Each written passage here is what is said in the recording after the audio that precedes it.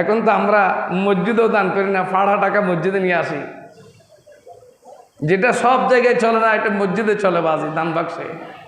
10 টাকা দিতে পারি না, কিন্তু একটা ছাও 15 টাকা আপনাদের পার্শ্ববর্তী হোটেলগুলিতে, ঠিক কিনা বলেন না?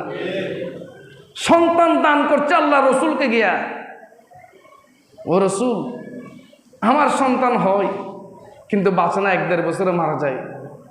যাই হোক, এই সন্তান যেহেতু এসেছে আল্লাহ দিয়েছেন, এটা আপনাকে আমি দান করে ফেললাম, বাঁচলে বাঁচুক এটা আপনি জানেন আর আপনার আল্লাহ জানে।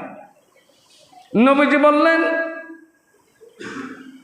ওগো আনাসের মা, তুমি তো আমাকে বড় বিপদে ফেলেছো,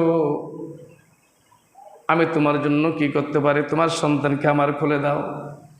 নবীজি আনাসকে নিয়ে রাদিয়াল্লাহু তাআলা আনহু মাথায় হাত বুলিয়ে দিলেন আর বললেন, রব্বুল আলামিন আনাসের হায়াতের মৃত্যু তুমি বারাকা নসিব করে দাও।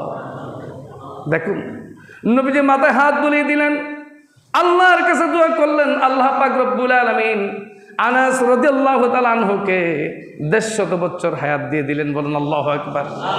কয় শত বছর? নবীজির কথা কি ফেরত যায়? কেমন নবী সেটা!